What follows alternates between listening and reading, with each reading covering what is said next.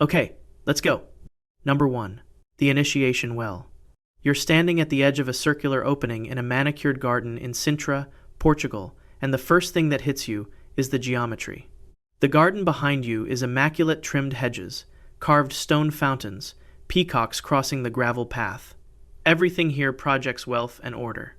Then you look down into this opening and everything changes. Below you, a stone staircase spirals into the earth like the inside of a nautilus shell, winding down the inner wall of a circular shaft 9 stories into the rock. At the bottom, 89 feet below where you're standing, there is no water, no treasure room, no coffin.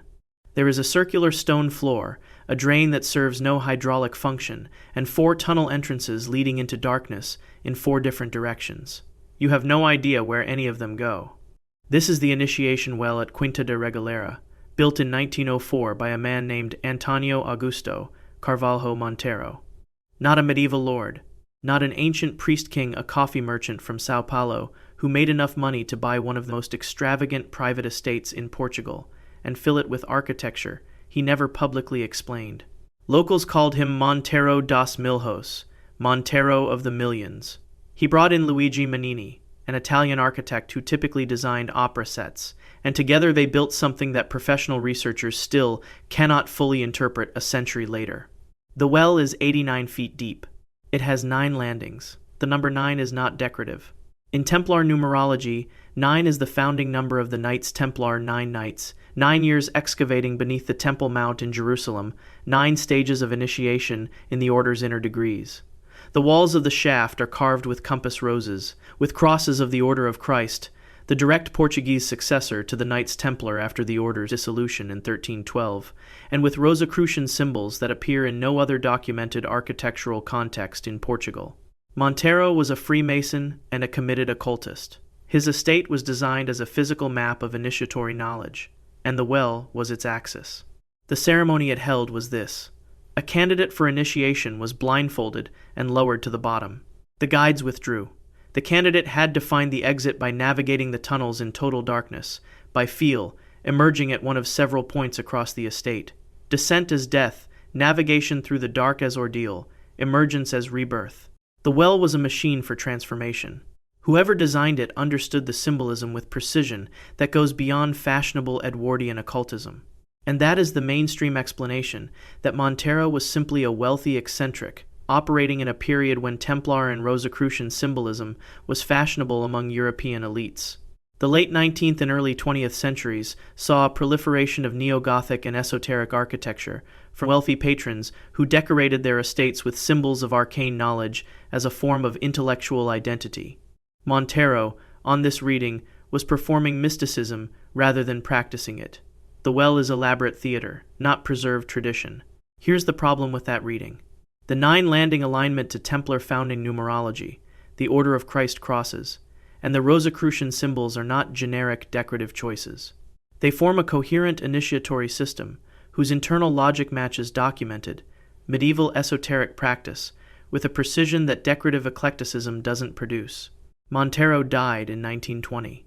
His private papers, including whatever specifications he kept for the full tunnel network, were sealed in a private archive and have not been donated to the state. Portions remain restricted as of today. The 4 tunnel entrances at the bottom connect to structures across the estate, a second well, a grotto, a subterranean chapel, and passages running beneath the formal garden. The complete tunnel map has never been published. In 2019, a team obtained permission to conduct ground-penetrating radar survey of the property. The survey identified underground cavities beneath the garden that do not appear on any published map of the estate voids, whose dimensions suggest rooms rather than passages. Positioned at depths consistent with the tunnel level, but in areas no known tunnel is documented to reach. The findings were published in a Portuguese archaeological journal. The cavities have not been opened. What were those tunnels for? What did the 2019 cavities contain? And how precisely did a coffee merchant from Sao Paulo encode medieval esoteric tradition into a garden ornament with enough internal accuracy that professional researchers still cannot account for everything he built or everything he was preserving? From a garden in Portugal built to encode ancient knowledge, we travel to the most studied structure on Earth because inside the most examined building in human history, there is a staircase going in the wrong direction, and no one has agreed on what it was for. Number 2. The descending passage. You're inside the Great Pyramid, and you're going the wrong way down. Every tourist, every scholar, every documentary crew climbs upward from the entrance. Up the ascending passage, up through the Grand Gallery, up to the King's Chamber, and its empty granite sarcophagus. The whole story of the pyramid, in the popular imagination, is a story of ascent. But there is another passage built into the pyramid from its first day of construction, and it goes the other direction. It angles downward at precisely 26.5 degrees, continues for 344 feet through the body of the pyramid, and then through solid limestone bedrock beneath the pyramid's base, and deposits you in a room 100 feet underground. The room is unfinished. The tool marks are still on the walls. And somewhere during construction, someone stopped mid-stroke and walked out. The angle of 26.5 degrees is not arbitrary. On the nights of the pyramid's construction, approximately 2500 BCE, that angle pointed directly at Thuban Alpha Draconis, the pole star of the ancient Egyptian sky, the axis around which the entire visible universe appeared to rotate. Whoever cut this passage built a stone telescope aimed at the celestial pole and then drove it 330 feet into rock.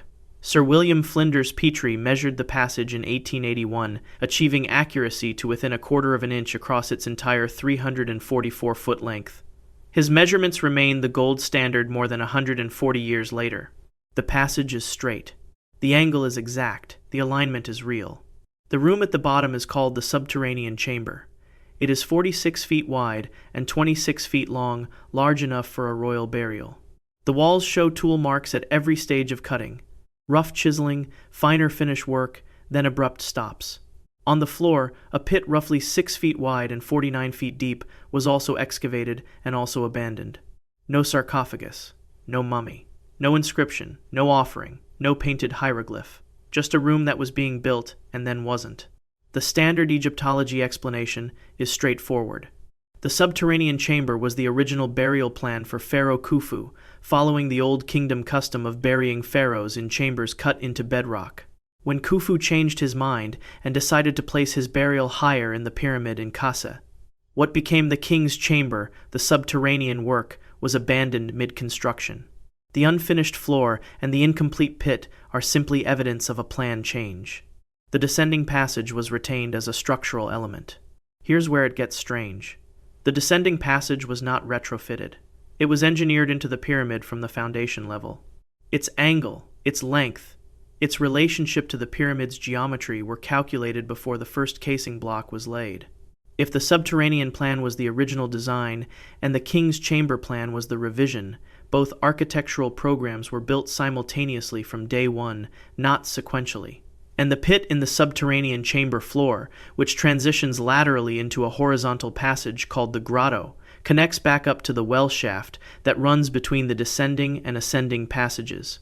This is not the architecture of an abandoned room. It is the architecture of a labyrinth, with multiple pre-planned connection points between vertical and horizontal systems. The tool marks mid-stroke are the detail that stays with you.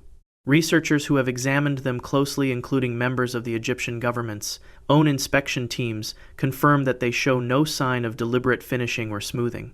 They look exactly like what you would see if workers stopped mid-sentence and never came back.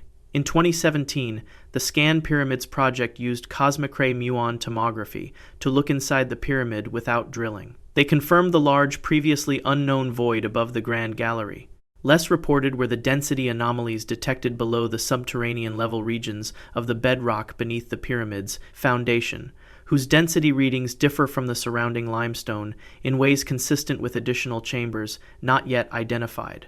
The Scan Pyramids team submitted these subterranean anomaly data to the Egyptian Ministry of Antiquities in 2018. No follow-up investigation has been publicly announced. Why was a chamber cut 100 feet into bedrock, with a precision-aligned passage as its entrance, then abandoned with tool marks still on the walls? What are the density anomalies below the subterranean level that Muon tomography detected, but no excavation has investigated? And what was important enough to justify a 344-foot passage, carved at an astronomically precise angle, pointing at the celestial pole to reach a room that was never finished? From the most studied pyramid to a location no one can reach without scuba equipment because the next staircase has been underwater for 10,000 years, and the question of who built it is still open. Number 3. The Yonaguni Steps. You're 82 feet underwater off the coast of Yonaguni, Japan's westernmost island, and the visibility is unusually clear for the Ryukyu current. You've descended past the thermocline, past the reef edge, and below you the seafloor opens onto a stone structure that doesn't look like any natural formation you've seen. It rises 82 feet from the seafloor in a series of flat terraces, each separated from the one below by a clean vertical face. The faces are at right angles to the terraces. The terraces are horizontal. The transition from one level to the next is consistent each step, roughly the same height as the last, running uniformly across the full 164-foot width of the structure. You've dived natural rock formations before. You know what tectonic fracturing looks like. This is something else. Kihachiro Aratake was a dive tour operator in 1986 when he found the formation while scouting new sites around Yonaguni Island. The academic debate that followed has not been resolved in nearly 40 years. At the center is the same question you're facing in the water. Did something intelligent build this, or did geology do it on its own? Dr. Masaki Kimura, marine geologist at the University of the Ryukyu, spent 15 years and over 100 dives studying the structure. His 2007 peer-reviewed conclusion was that it is man-made. He identified 10 distinct structural features: parallel steps at consistent heights, right-angle corners across the structure's full width, flat vertical faces, what appear to be freestanding carved pillars, a feature he described as a road running around the base, and carved shapes he identified as a turtle, a stadium, and a triumphal arch form. Robert Schoch, the Boston University geologist who became known for redating the Great Sphinx's erosion, reached the opposite conclusion. Natural sandstone, Schoch argued, fractures along bedding planes and joint sets at right angles. Wave action and tectonic stress along these natural fracture lines can produce flat faces, clean edges, and step-like terracing over geological time. The formation is unusual but natural, shaped by the same processes that produce columnar basalt or the wave-cut platforms found along rocky coastlines worldwide. Schoch's argument is serious and deserves the full weight it carries. He's a credentialed geologist who has actually dived the structure, not an armchair debunker. The Pacific region has examples of natural right-angle fracturing in sedimentary rock, and the Yonaguni area is seismically active tectonic forces that could plausibly create unusual geometric formations. If any two people on Earth can represent this debate credibly from opposite sides, it's Kimura and Schoch. Here's the problem. Natural sandstone terracing along bedding planes produces variation, irregular step heights, inconsistent face angles, erratic transitions between levels. At Yonaguni, the step heights are consistent across the structures, full 164 foot, width in a way that has no documented geological parallel anywhere in Pacific sandstone deposits. Schoch himself acknowledged in his 2003 analysis that the regularity was unusual, while maintaining his natural formation conclusion. The counterargument to Schoch's counterargument is not that natural formations can't look geometric. It's that no natural formation of this scale and regularity has been found anywhere else in the region. If the structure is man-made, the implications reach back to before recorded history. The formation last stood above sea level during the Younger Dryas, approximately 10,000 to 12,000 years BCE, when global sea levels were 80 to 100 feet lower than today. That is 2,000 years before the oldest confirmed civilization anywhere on Earth. Whoever built a 164-foot stone terrace structure at Yonaguni, if anyone did, was operating 5 to 7 millennia before the Sumerians put up their first mud brick wall. In 2019, a team from the Japan Agency for Marine Earth Science and Technology conducted an underwater lie DAR mapping survey of the seabed around Yonaguni. The survey identified additional stone formations just over a mile from the main monument at the same depth, the same flat faces, the same right-angle geometry, the same unusual horizontal uniformity. These formations were not described in any previous geological survey of the area. They have not been excavated or investigated beyond the initial lie DAR identification. The Yonaguni area experiences regular earthquakes. Both sides of the debate acknowledge that if man-made organic material carved wooden elements, rope, ceramic was ever present at the structure, 10,000 years of submersion and seismic activity would have obliterated it. The evidence that could settle the question definitively is gone, if it ever existed. If it's natural, why does no comparable right-angle terracing of this consistency appear anywhere else in Pacific sandstone geology? If it's man-made, who was building monumental stone structures before civilization existed? And why did the 2019 LIDAR survey find matching formations just over a mile away that no geological survey had previously identified? From a staircase on the Pacific seafloor to one beneath the most famous pyramid in IDAR, the world discovered not by archaeologists, but by a sinkhole that opened on its own. Number 4. The Mercury Passage. You're Sergio Gomez, Mexican archaeologist, and you've just lowered yourself through a sinkhole that appeared without warning in the courtyard of Teotihuacan's Pyramid of the Feathered Serpent. The year is 2003. The sinkhole is roughly 3 feet across, and the initial probe shows it drops 10 feet to a stone floor below. You climb down carefully. Under the courtyard, a stone-cut passage running north. The ceiling is low enough that you walk partially hunched. You proceed 10 feet, then 20. Your instruments register elevated mercury vapor. The air has a metallic edge. The passage continues straight, heading directly toward the geometric center of the pyramid above. Then it ends at a 2-ton stone slab. Behind the slab, when your team eventually cuts through, a second wall. Behind the second wall, 3 chambers. The seals have not been broken since approximately 200 CE. The excavation ran from 2003 to 2017 under Gomez and the National Institute of Anthropology and History of Mexico, INAH. The tunnel is 338 feet long, 10 feet wide, 10 feet tall. The contents were cataloged across 14 years of meticulous extraction. 75,000 objects in total. Pyrite mirrors, jade figurines, obsidian blades of exceptional refinement, rubber balls used in the Mesoamerican ball game, jaguar bones, human skin fragments, intricately carved wooden items preserved by the low-oxygen environment, and ceramics that had been deliberately smashed at the point of offering a ritual practice called killing, an object, breaking its physical form to release its spiritual content into the underworld realm it was being sent to.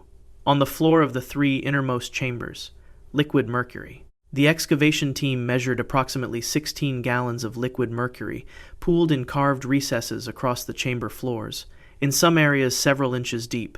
Mercury requires roasting cinnabar ore at high temperatures, volatilizing the mercury, and then condensing it, a sophisticated metallurgical process.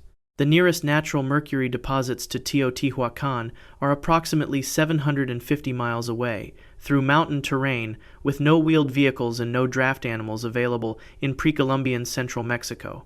The logistical effort required to move 16 gallons of liquid mercury 750 miles is not incidental. Someone decided that this tunnel required mercury specifically, and they executed that decision at enormous cost. The mainstream interpretation frames the tunnel as a symbolic underworld. Mesoamerican cosmologies associate underground space with the realm of the dead and with creation cycles. The mercury, in this reading, created a reflective underworld sea, a mirror on the chamber floor that would have caught torchlight and thrown it back, simulating a subterranean sky. A deceased ruler's effigy or remains would have been placed over it, completing a symbolic journey from the world above to the world below. The tunnel was then sealed, the journey complete. The problem is that there is no burial. Not a body, not an effigy vessel, not a funerary urn.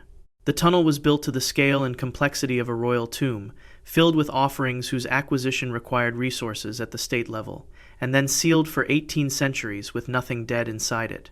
If the burial was planned and never deposited, why seal the tunnel? If the remains were removed before sealing, why leave 75,000 offerings behind?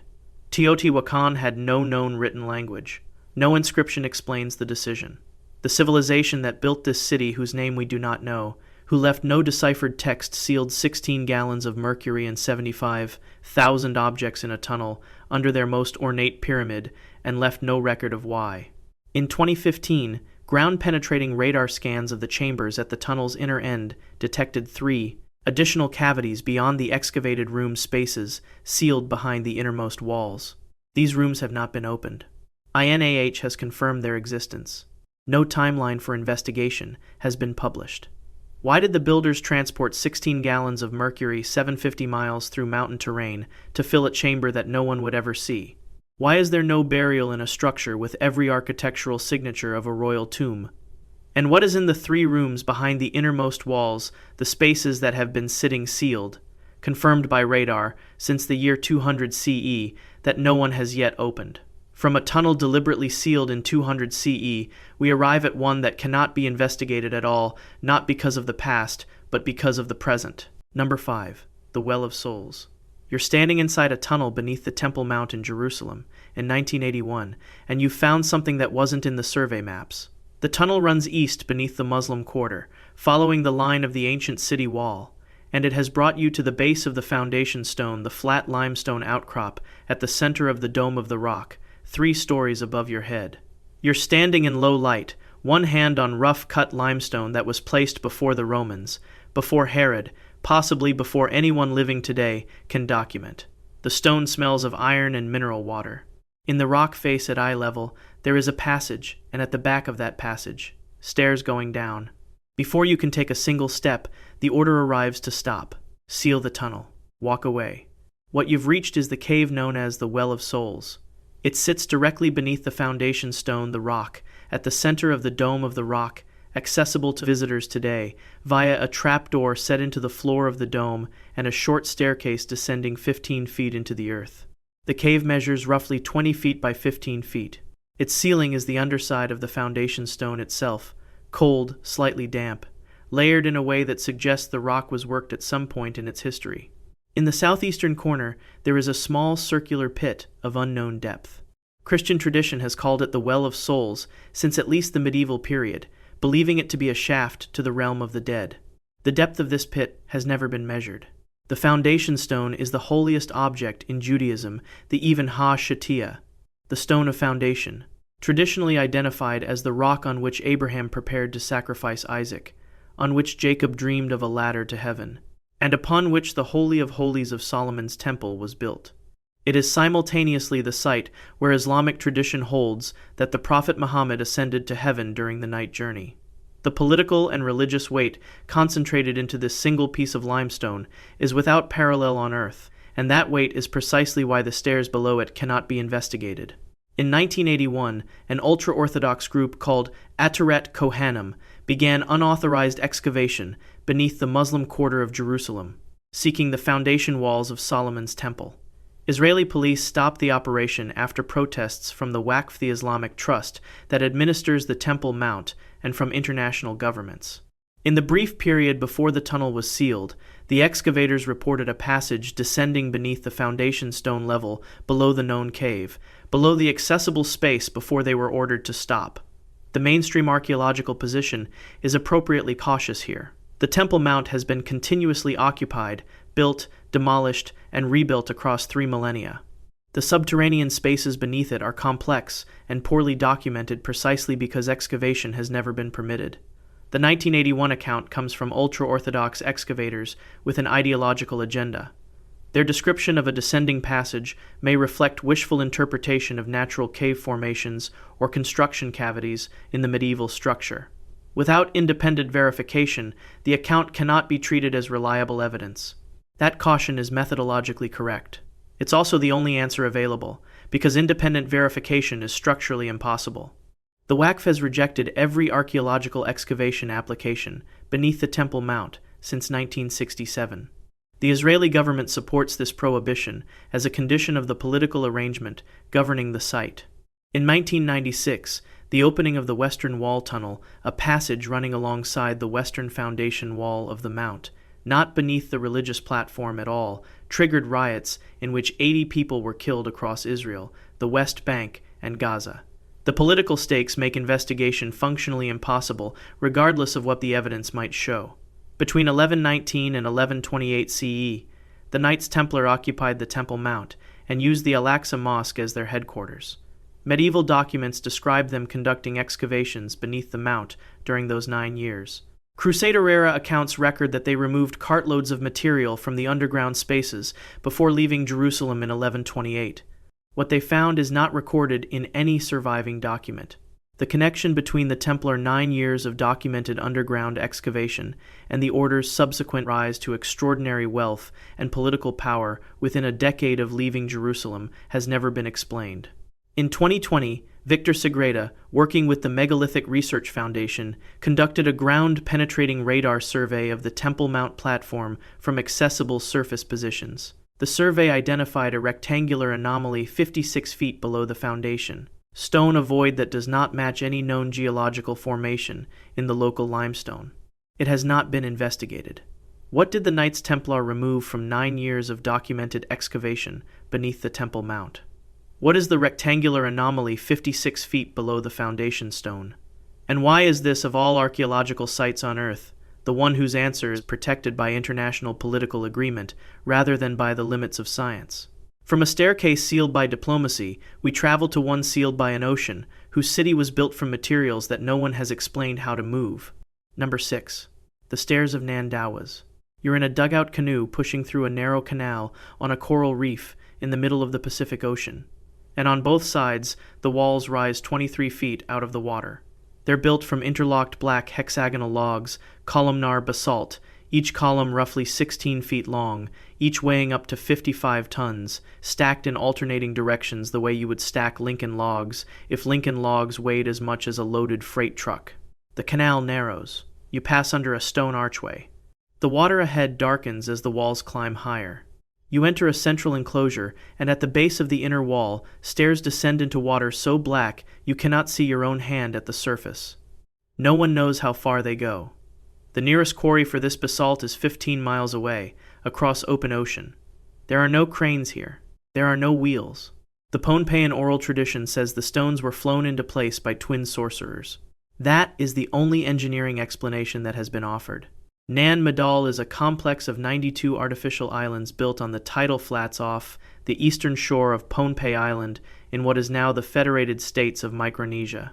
The islands cover 205 acres and are constructed from an estimated 275 million tons of columnar basalt.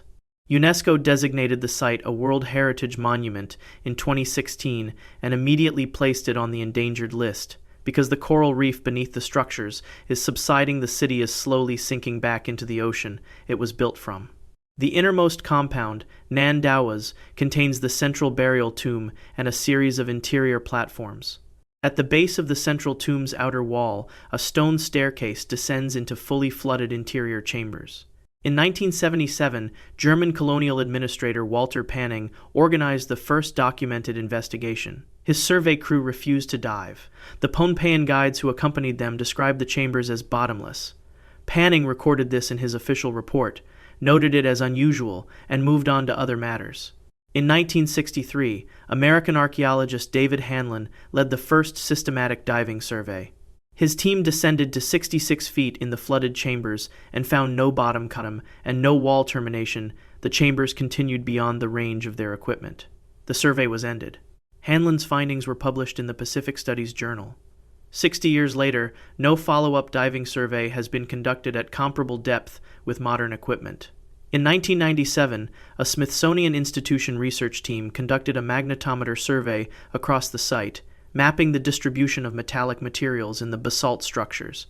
The survey identified an anomaly beneath the central tomb of Nan Douwas, a concentrated metallic signature at a depth greater than the known basalt flooring, in a position inconsistent with natural mineral inclusions.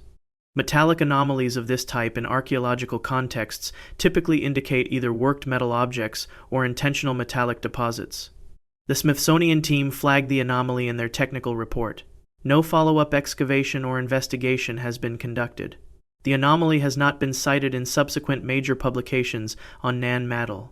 It sits in the record, unaddressed. Carbon dating of organic material in the fill layers beneath the basalt platforms dates occupation from approximately 200 CE onward. The basalt structures themselves cannot be carbon dated. Their actual construction date is unknown. The civilization that built them left no written record. The Pohnpeian people who have lived in the region for at least 2,000 years have no remembered technique for moving the stones. When researchers and journalists ask local elders directly how Nan Madol was built, the answer, consistently and without variation, is the twin sorcerers and the magic. There is no competing oral tradition that attributes it to human engineering. The skeptical position is that the magic explanation simply reflects lost knowledge. Cultures that lose technical skills over generations also lose the memory of how those skills work. The engineering gets attributed to supernatural agency, because no one alive can do it anymore. The massive stone platforms of Easter Island are another example. The Rapa Nui people lost the method of moving their moe, and when asked by early European visitors, attributed the stones to the power of mana, spiritual force. Archaeology later reconstructed a plausible rope and sled method. Nan Madol, on this reading, was built by organized labor using techniques that were lost when the civilization that built it collapsed. That may be exactly right. It doesn't explain the flooded chambers with no measured bottom, or why the Smithsonian's metallic anomaly has gone unexamined for nearly 3 decades. How were 275 million tons of columnar basalt transported 15 miles across open ocean to a coral reef with no documented mechanical system? What is the metallic anomaly beneath the central tomb that the 1997 Smithsonian survey found and no one has investigated since?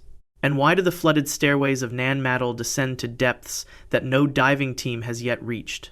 From stones that flew by sorcery, we descend to a cave where the builders were absolutely certain they knew where they were going and what was waiting for them at the bottom. Number 7. The Crystal Sepulchre Steps. You're wading through a river in the Tapir Mountain Nature Reserve in Belize, and the river runs directly into a limestone cliff face and disappears. The cave takes the water, and you follow it in. For the first 1,000 feet, the passage is low enough that you swim through sections where the ceiling nearly meets the river surface. Cold, dark water, your headlamp cutting a narrow cone ahead of you. Then the cave opens upward. You can stand. The river is ankle deep here, the stone floor smooth and slightly slippery. The slope steepens. Someone has cut rough steps into the limestone, not precise or uniform, but intentional cuts, spaced for human feet, worn smooth by centuries of use. You climb.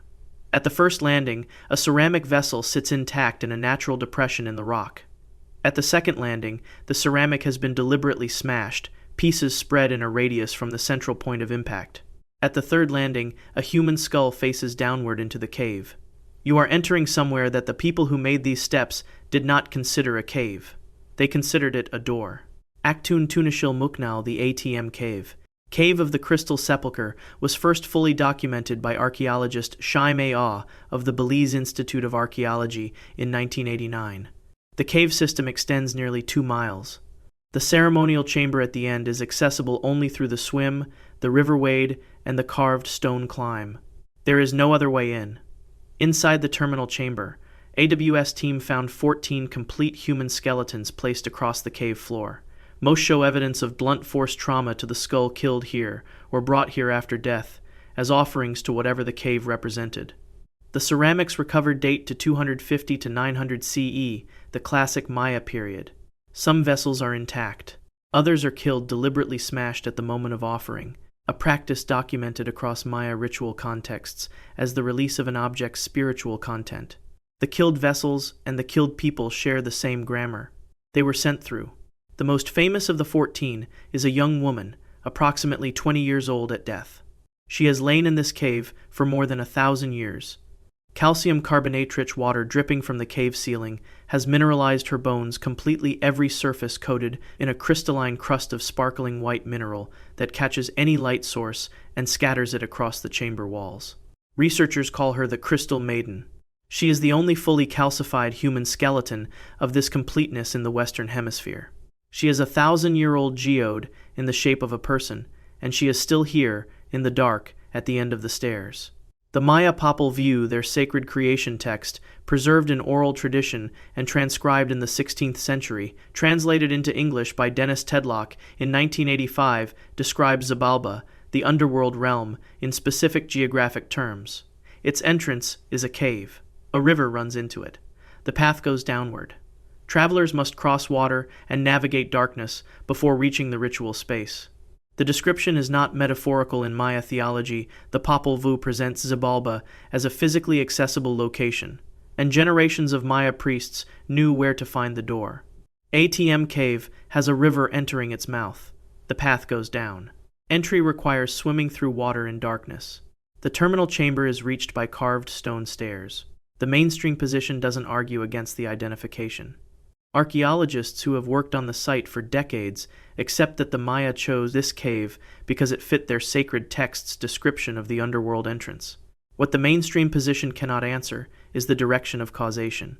Did the Maya write the Popol Vuh's underworld description because they had already been to this cave, and they knew exactly what an entrance to the underworld looks like?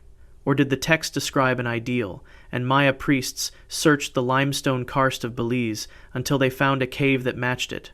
Both options require that the description was operationally accurate, specific enough to be used as a map. In 2020, cavers mapping a passage in the adjacent cave system found a connection between ATM and a previously undocumented chamber network. The passage is approximately 14 inches wide, impassable for a human adult. Airflow measurements at the connection suggest chambers of significant volume on the other side. Ground-penetrating radar of the ridge confirms voids consistent with cave chambers in the area the airflow points to. Those chambers have not been entered. They sit on the other side of a 14-inch gap in a cave system the Maya believed was the entrance to the land of the dead, and no one has been inside them. Why does the Maya creation text describe an underworld entrance with geography specific enough to identify a real cave, and does that mean the text is recording a discovery or a destination?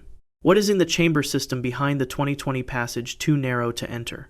And why does the Crystal Maiden face upward? From the Maya underworld door to a staircase sealed during a revolution by people who had spent decades deciding what to preserve and what to hide. Number 8. The Masonic Initiation Well. You're inside a building in Prague's Malá district that looks, from the cobblestone street outside, like an unremarkable 18th century townhouse. Pale yellow facade, shuttered windows, a plain entrance door. Nothing about the exterior gives any indication of what is behind it. Past the main entrance and down a short corridor, a circular staircase begins descending through the floor. The walls of the shaft are stone, carved with symbols: a compass, a square, a blazing star, an all-seeing eye, an hourglass, a plumb line. 6 symbols, 6 landings, then the 7th landing. A stone wall with a carved symbol above it that no historian of Freemasonry in any jurisdiction, studying any era of the order's written records, has been able to identify. Behind the wall, a sealed chamber that has not been opened since 1848. The building at Malta Namesty 1 in Prague served as a Masonic lodge from approximately 1780 until the mid-19th century. Prague was a major center of continental Freemasonry. In the 18th century, the Grand Lodge of Bohemia was formally established in 1784, and the lodges that operated here included not just craftsmen and merchants, but minor Bohemian nobility, astronomers, and figures connected to the Illuminati network that spread through Central Europe in the 70s and 90s. Emperor Francis I banned Freemasonry throughout the Habsburg Empire in 1795. The Prague lodges continued to operate covertly after the ban. This lodge was among the most active of the underground operations. The staircase descends 72 feet through 7 chambers. The 7-stage descent corresponds to the 7 degrees of initiation in the Scottish rite of continental Freemasonry, the system practiced in Bohemia during this period. Each carved symbol on the walls corresponds to a tool or concept associated with one of the 7 degrees. The first 6 symbols are documented. They appear in period Masonic ritual manuals held in the collections of the Grand Lodge of Austria in Vienna, cross-referenced against multiple other European jurisdictions. They are unambiguous identifications. The 7th symbol, above the sealed door, appears in none of those sources. Czech archaeologist Pavel Hrdalek, who documented the staircase in 1987 as part of a survey of historic Prague subterranean structures, consulted Masonic historians in 4 countries while attempting the identification. None could place it. It does not appear in published ritual texts, in historical lodge correspondence, or in the iconographic catalogs of any major Western esoteric tradition. It is not an unrecognized variant of a known symbol. It is simply unrecognized. Hrdalek's 1987 report, filed with the Czech Archaeological Institute, confirmed the carved symbols, measured the shaft at 72 feet depth, and made a critical observation about the sealed door. It is not simply a stone wall blocking the passage. It is a false outer wall set 12 inches in front of an actual stone door, a double concealment that would cause anyone probing the passage casually to find what appears to be a dead end. Only precise measurement of the shaft's internal geometry reveals the anomalous gap. Someone who didn't already know about the inner door would not find it. This was not a hasty sealing done in a crisis. The false wall required weeks of planned stonework. In 2011, a team from Charles University Prague used ground-penetrating radar to investigate beyond the false wall. The radar confirmed a void measuring approximately 13 feet by 13 feet by 8 feet, a room of substantial size. Contents unknown.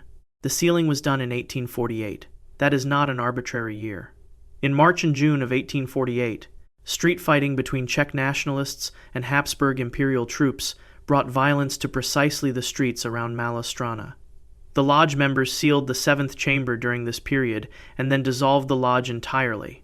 The double-wall concealment technique, requiring weeks of planned construction, was prepared in advance. The decision to seal had been made before the fighting started.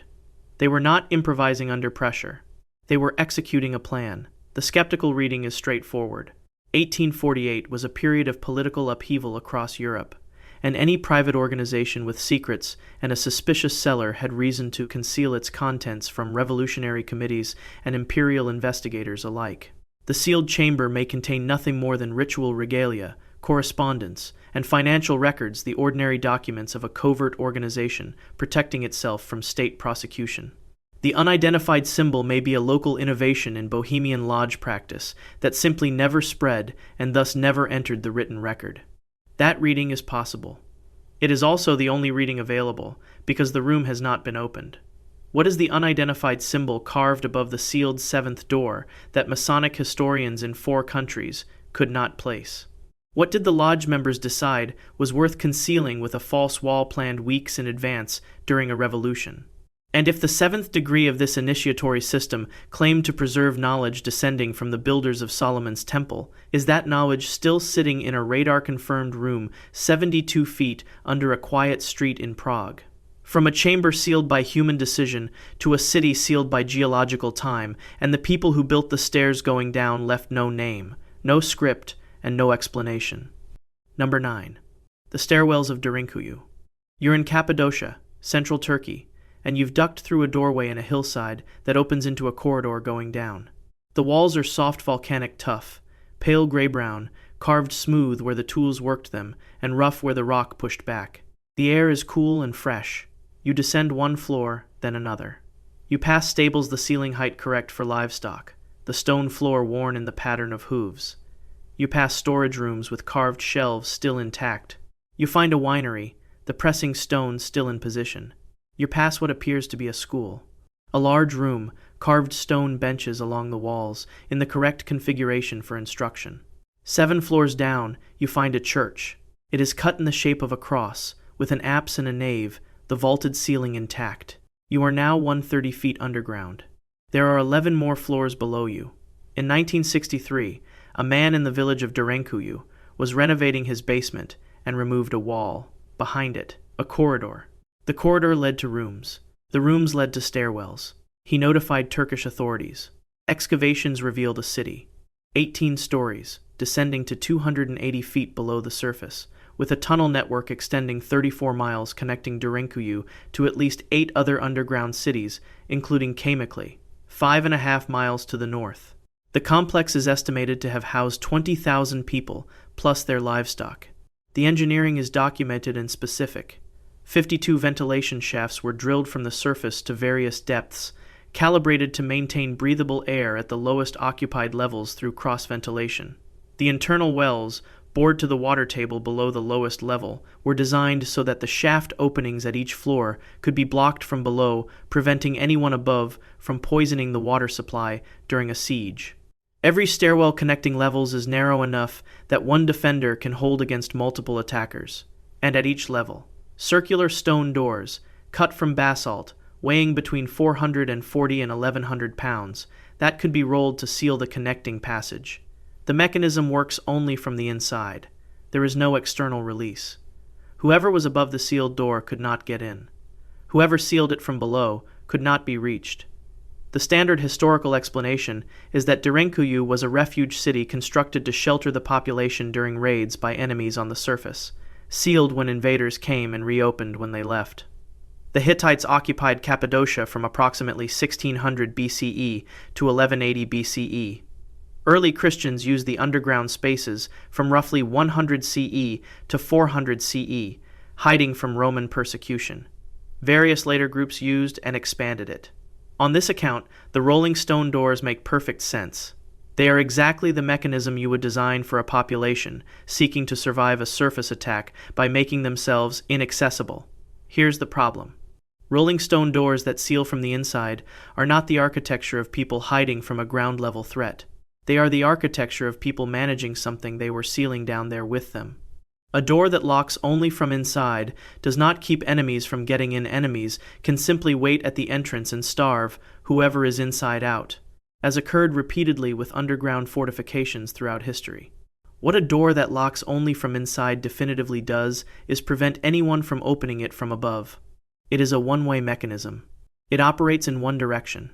The Greek historian Xenophon, describing his 401 BCE march through Anatolia in his Anabasis, writes about Cappadocian people who lived in underground houses dug into the earth, with entrance passages like wells, with livestock kept below alongside the people, storerooms of grain and wine, and covered entrances invisible from the surface. He writes about this as an established, long-standing practice of the region, not as something recently constructed. He was in Cappadocia in 401 BCE, and he describes the underground living as already old. The construction of Derinkuyu required the removal of an estimated 3.3 million cubic yards of volcanic tuff. That material has to go somewhere. No deposit of this excavated stone exists in the geological record near Derinkuyu. It is not in the surrounding landscape. It is not in layers beneath the valley floor. Where 3.3 million cubic yards of cut rock went is simply not accounted for. Turkish archaeologist Dr. Omet Silingiroglu of Ankara University has noted in published assessments that the deepest levels of Derinkuyu have not been fully excavated due to structural instability. The volcanic tuff at the lowest passages approaches a zone where the sealing risk becomes unacceptable for a field. Team. The staircase network on the 17th and 18th floors descends to a sealed gallery on level 18 that no modern excavation has entered. Who removed 3.3 million cubic yards of stone from beneath a Turkish hillside and left no trace of where it went? What were rolling stone doors that seal only from the inside actually designed to manage? And what is in the sealed gallery on level 18 that structural instability has blocked every excavation team from reaching? 9 staircases, 9 descents. One question running through all of them. And now the 10th. Number 10. The Hal Saflieni Hypogeum. You're in Malta, and a construction worker drilling for a new cistern in 1902 has just broken through the stone floor of his basement and found himself looking down into a carved chamber he did not build. The walls below are smooth. There are carved doorways. There is a corbelled ceiling. He has opened a hole into somewhere that was designed. He calls the authorities. The authorities call archaeologists. The archaeologists descend through the hole. Then they descend again to a second level. Then they descend a third time deeper than anything they expected into a space where 7,000 people have been laid. The Hal Saflieni Hypogeum on the island of Malta is the only known prehistoric underground temple in the world. It was carved entirely by hand using stone tools, bone picks, and antler in an era before metal reached Malta, sometime between 36-2500 BCE. That makes it older than Stonehenge, older than the Great Pyramid, older than writing in Mesopotamia. 3 levels descend 39 feet beneath the streets of Paula, a town in the center of the island. Every cubic inch of stone was removed through a single entrance shaft, carried out by hand. Level 1 is the oldest and the roughest, the initial excavation, closest to the surface. Level 2 is where the builders achieved something that has no simple explanation. The chamber walls are finished to a precision matching above-ground stone masonry. And in one small room on level 2, called the oracle chamber, something happens to sound. When a male voice speaks at 110 hertz, a low baritone, the sound doesn't bounce off the walls normally. It expands through the entire underground complex simultaneously, a standing wave filling every passage and chamber at once. Researchers from the Princeton Engineering Anomalies Research Lab studying the effect in 1994, found that sustained exposure to sound at that frequency activates the right temporal lobe of the brain, the region associated with altered states, pattern recognition, and what researchers cautiously call spiritual experience. Whoever carved the oracle chamber cut it to a specific acoustic specification. This was not an accident of geometry. Level 3 is where the 7,000 people are. Their bones fill carved recesses along the walls, an estimated 7,000 individuals, representing roughly the entire population of Malta at the time the Hypogeum was in active use. Everyone, eventually, went down. At some point the entrance above them was sealed. The mainstream interpretation is that the Hypogeum was a collective tomb, built over centuries by successive communities, with each generation adding to the lower levels. The oracle chamber's acoustic properties, on this reading, were either incidental to the limestone geometry, or used practically for funeral ritual chanting over the dead in a space designed to amplify the sound. The closure of Level 3 in the 1990s was a straightforward preservation decision. Too many tourist visits had raised humidity levels past the threshold safe for the remaining bone material. No mystery, no suppression. Here's the problem. The oracle chamber's 110 Hz resonance is not incidental to any general property of carved limestone rooms. Producing that specific standing wave requires a specific room geometry. That geometry was cut deliberately into rock with bone tools by people who had no written physics, no measuring instruments beyond their hands, and no precedent to work from. They built it first and got it right. And in 2000, when the Malta Heritage Trust commissioned a ground-penetrating radar survey of the Hypogeum and surrounding bedrock, the survey identified density anomalies below the floor of Level 3 void space, at a depth consistent with a fourth level that the existing excavation had not reached. The anomalies are positioned directly beneath the deepest carved chamber, not in the lateral rock. The Heritage Trust's official position is that any investigation would require structural intervention, posing unacceptable risk to the chambers above. Level 3 remains closed. The fourth level anomaly remains unexcavated. The Hypogeum sits on an island in the center of the Mediterranean, the geographic crossroads of every Bronze Age civilization. Its builders left no writing, no name, and no record of method. The acoustic precision of the oracle chamber matches a pattern that researcher Dr. Igor Reznikov found in Paleolithic cave paintings consistently placed at points of maximum acoustic resonance in their caves, going back 40,000 years. Someone has been building underground spaces engineered for specific effects on human consciousness for as long as we can document human construction. The Hypogeum is not the beginning of that pattern. It may not be anywhere close. Who carved acoustic precision into solid limestone with bone tools 5,500 years ago? What is in the fourth level void that the 2000 radar survey found below the sealed floor of Level 3? And why does the only prehistoric underground temple in the world sit at the center of the ancient world, with its deepest chamber sealed and its builders completely unknown? From Malta to Portugal, from the Pacific floor to the Turkish hillside, 10 staircases, 4 continents, thousands of years of builders all choosing the harder direction. Every one of these descents is still unfinished. Subscribe to follow those who keep going down. Like if there's one here you'd actually enter. And let us know in the comments where you're watching from and which of these you already knew about before today.